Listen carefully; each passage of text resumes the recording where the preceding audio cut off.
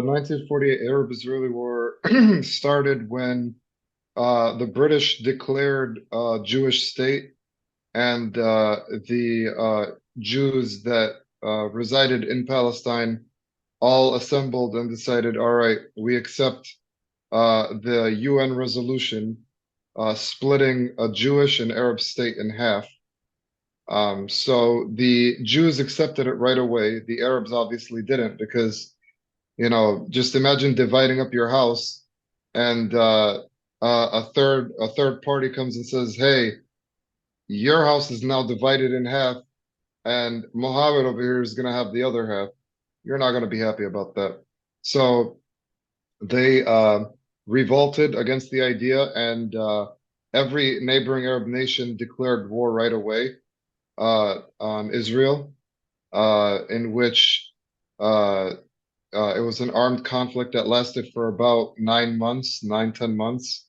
Um, and that's where the Jews living in Palestine exercised terror tactics.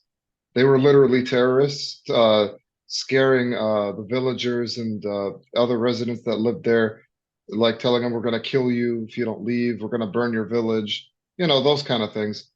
Um, so the war ended up being a Israeli victory because the Arabs just had no coordination whatsoever. They just kind of sent soldiers and threw weapons at the Jews, but with no strategy behind it. It was just like a declaration of war out of anger, versus the Israeli side where they had a strategy on how they wanted to, because they knew, the Arabs were not going to be happy about it. And this was their opportunity to take more land, even more land than what was proposed to them. So, it ended up being a Israeli victory. It lasted about 9, 10 months.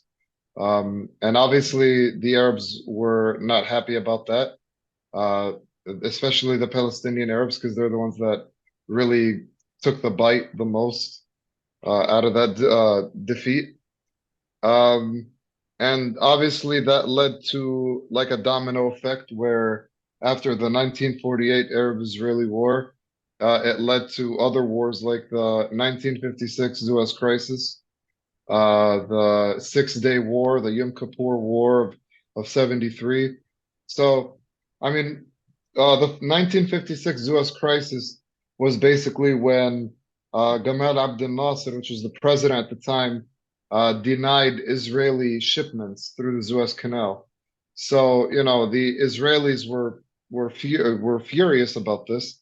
Um, so after, and plus after the defeat in 1948, the Egyptians wanted to raise their heads, like what they call a bitter loser, so they were not happy about how badly they got defeated in 1948. So they wanted, I guess, to avenge that defeat.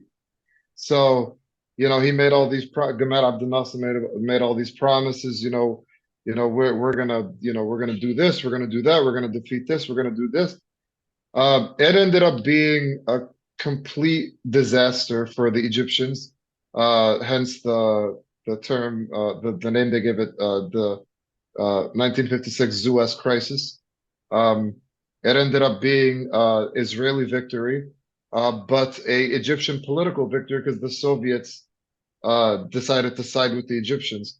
So the Israelis like literally routed and defeated the Egyptian army, captured the Suez Canal, and they basically made a deal with the Egyptians to give them back the Suez Canal, and in return, the Egyptians will recognize an Israeli state. And that was in 1974 during the Camp David Accord. So the Suez Crisis, Israeli victory, the 1967 Six-Day War, where the Israelis captured the Suez Canal. They captured the Golan Heights from Syria. They literally crushed uh, Syria, Lebanon, Egypt, and bombed Jordan as well. Uh, it was probably, I would say, the biggest and most humiliating defeat for the Arab coalition. Um, and Israel was just building momentum at that point because it was like they were unstoppable, you know, like that nobody defeated them yet. And then the 1973 Yom Kippur War began, where it was a surprise attack on their holiday, which is Yom Kippur for the Jews. And the Egyptians and Syrians launched a surprise attack in which, at first, it looked like it was going to be a success, but the Israelis were able to successfully push back the Syrians and the Egyptians, and they were able to make it to Damascus, the capital of Syria. They were like not very far away, a few miles away actually from the city, and began shelling the city. So there's actually a very interesting battle in the Yom Kippur War called the Valley of Tears.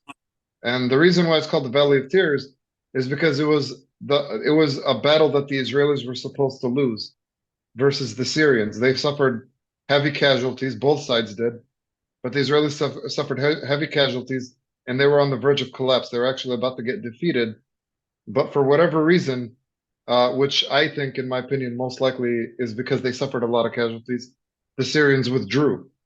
But from the shock, you know, the Israelis thought it was like God saving them because they were literally on the verge of defeat, like they were about to lose.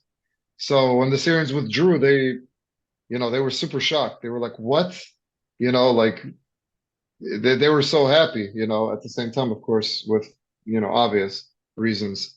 Um, but yeah, you know, you had the 48 war, which the Arabs lost. You had the 1956 Suez crisis, which the Egyptians gained a political victory from, but overall Israeli victory. You had the 1967 Six-Day War, which was probably the worst defeat for the Arab coalition and most humiliating. And then you had the 1973 Yom Kippur War, which ended up leading to Egypt recognizing Israel as a state and ceasing all hostilities with Israel. And obviously, due to the fact that they lost the Suez Canal, which is very important um, for the Egyptian economy.